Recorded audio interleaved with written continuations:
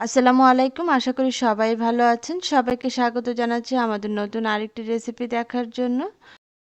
আজ আমি আপনাদের সাথে শেয়ার করব একটি মজাদার নাস্তার সস। এটি যেকোনো নাস্তার সাথে দিলে নাস্তার স্বাদ দ্বিগুণ বেড়ে যাবে। আমরা সকলেই কম বেশি সিঙ্গারা, সমুচা, মোগলাই পরোটা, আলু পরোটা এগুলো খেতে খুব পছন্দ করি। আর এগুলোর সাথে যদি একটি মজাদার সস দেয়া যায় তাহলে এর স্বাদটা অনেক বেড়ে যায়।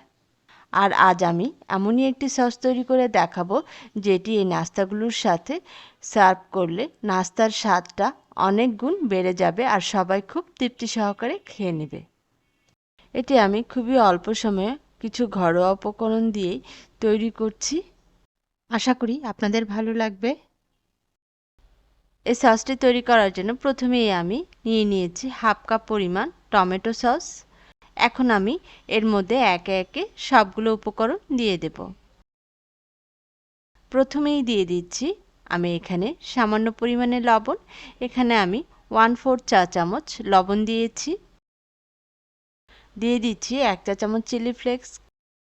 আপনারা চাইলে আপনাদের ঝালের স্বাদ অনুযায়ী এর পরিমাণটা কম বেশি করে নিতে পারেন।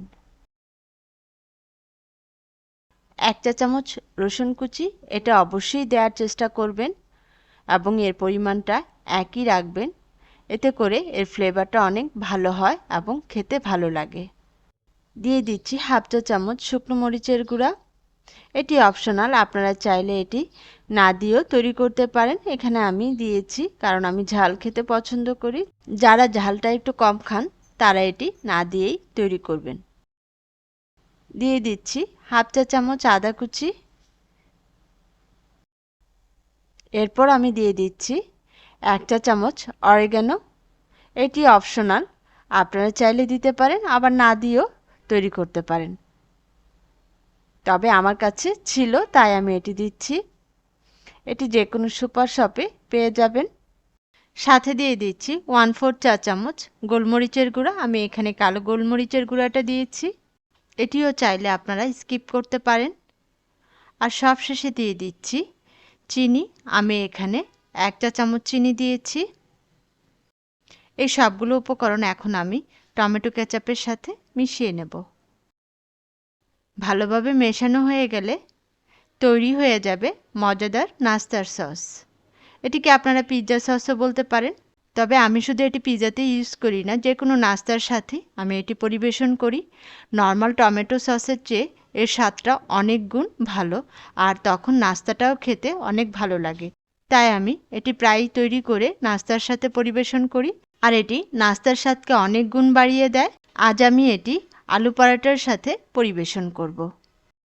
গরম গরম আলু পরোটার সাথে এই সস খেতে দারুণ লাগবে আর আলু পরোটার স্বাদটাকে বহুগুণে বাড়িয়ে দিবে এই সস। এভাবে খুব সহজে অল্প কিছু উপকরণ দিয়ে বাসায় এটি তৈরি করে যে কোনো নাস্তার সাথে পরিবেশন করতে পারেন। শুধু পিৎজাই না, যে কোনো নাস্তা যেমন সমোচা, সিঙ্গারা, বেগুনি, আলুর চপ যাই বলুন না কেন সব কিছুর সাথে এই সসটি খেতে দারুণ লাগে। এটি আপনারা চাইলে সংরক্ষণ করেও খেতে পারেন। সবাইকে ভিডিওটি দেখার জন্য ধন্যবাদ। আমাদের এই ভিডিওটি ভালো লেগে থাকলে অবশ্যই লাইক এবং শেয়ার করতে ভুলবেন না। আর পাশে থাকা নোটিফিকেশন বেল আইকনটি প্রেস করে রাখুন যেন আমরা আমাদের সকল রেসিপি আপনাদের সাথে শেয়ার করতে পারি।